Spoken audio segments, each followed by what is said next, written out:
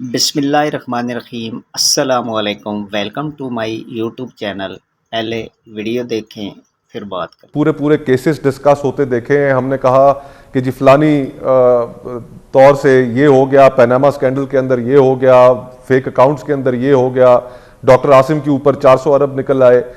हमने ये बहुत कहानियां सुनी, लेकिन फिर जब वक्त बदला, तारीख ने पलटा खाया, इनके अपने ताल्लुकात इस्टेब्लिशमेंट से ख़राब हुए तहरीक इंसाफ के, तो उसके बाद एक डील थी जो मिल गई, जो जमातें इस वक्त हुकूमत में है।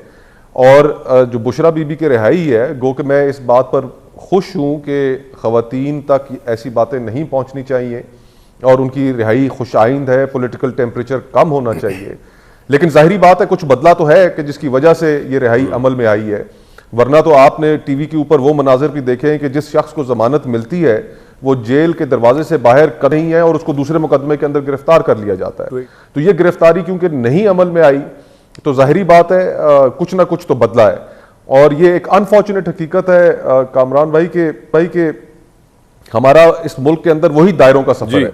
आज जो लोग हुकूमत में है ये मुतमईन है कि हमारी डील हुई भी है, साड़ी गल हुई। ये बड़ी अच्छी आपने बड़ी अच्छी बात कही कि इस हुकूमत भी इस खुशी में है कि हमारी डील हुई भी है। अब कंटिन्यू करें यहां से। वेरी गुड, मैंने कहा एम्फेसिस कर दूं। अच्छा तो ये चीज हमें, ये दायरों का सफर हमें बदलना पड़ेगा। ये डीलों की सियासत खत्म करनी पड़ेगी। बंद कमरों के फैसले लोगों के ऊपर थोपने बंद करने पड़ेंगे। ये 25 करोड़ लोगों का मुल्क है। 64% आबादी इस मुल्क की 30 साल से कम उम्र के लोगों की है। इस मुल्क के अंदर बेइंतहा पोटेंशियल है अगर हम उसको सही चैनलाइज करें। लेकिन लोगों के फैसले के ऊपर आमीन कहें, चाहे वो आपको पसंद हो ना पसंद हो। और लोग इसी प्रोसेस के जरिए फिर इवेंचुअली जो पॉलिटिक्स ऑफ डिलीवरी है वो सामने आएगी।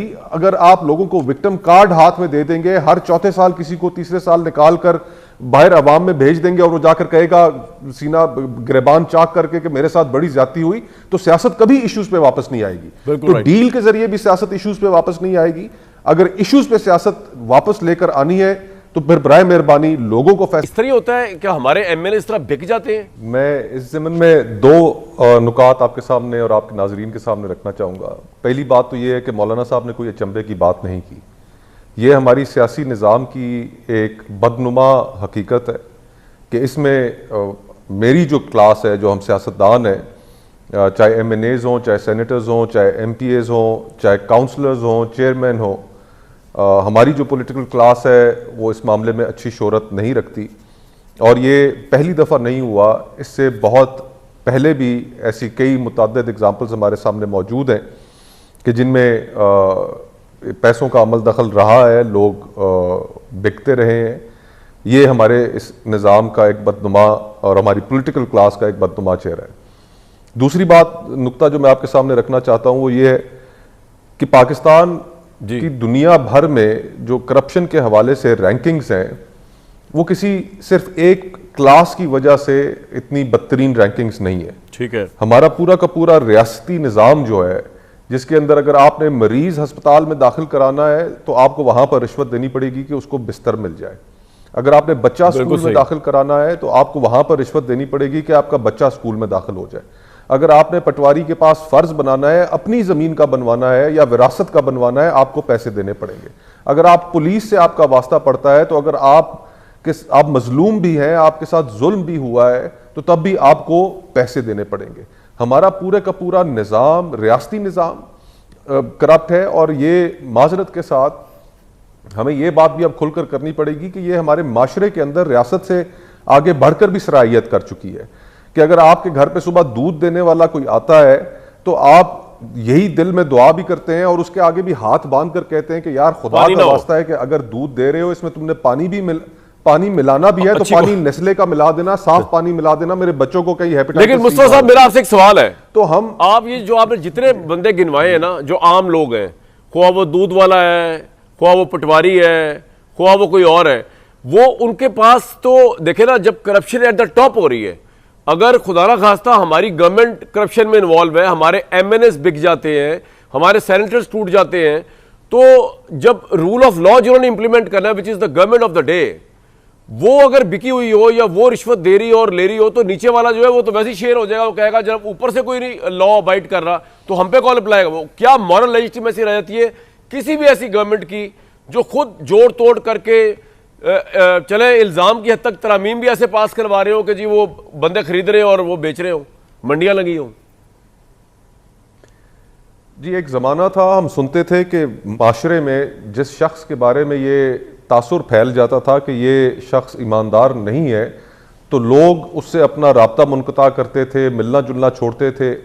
अब तो हमारे यहाँ तनज़्ज़ुली इतनी हो चुकी है कि इसको मायूब ही नहीं समझा जाता। और ये बात बिल्कुल ठीक है कि जो सियासतदान है, मैंने इसीलिए सबसे पहले अपनी पॉलिटिकल क्लास को, जिसका मैं हिस्सा हूँ, उसको क्रिटिसाइज़ किया कि उनके ऊपर ज़्यादा ये ऑब्लिगेशन बनती है कि वो क्योंकि माशरे को रिप्रेजेंट कर रहे होते हैं, लोगों के नुमाइंदे होते हैं, तो उनको ज़रा आप एक हायर लेवल के ऊपर जज करते हैं एज़ कम्पेयर टू एक आम आदमी।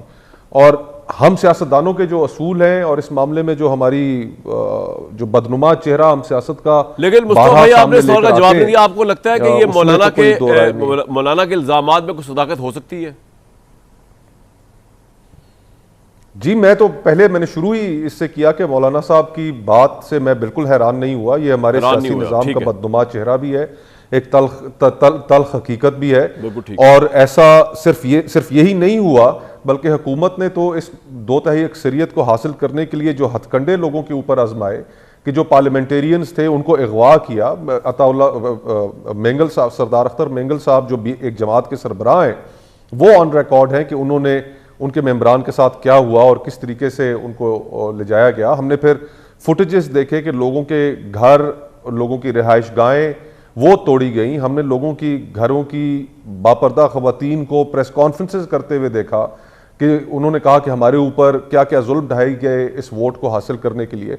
तो जो 2/3 अक्सरियत थी, जहां पर पैसे चल सकते थे वहां पर पैसे चले, जिन लोगों ने पैसे कबूल करने थे, लेने थे, उनको उस तरीके से राम किया, और जो लोग नहीं ले रहे थे उनके ऊपर फिर ये हथकंडे आजमाए गए। और इसमें कोई सियासी जमात बरी जिम्मा नहीं है।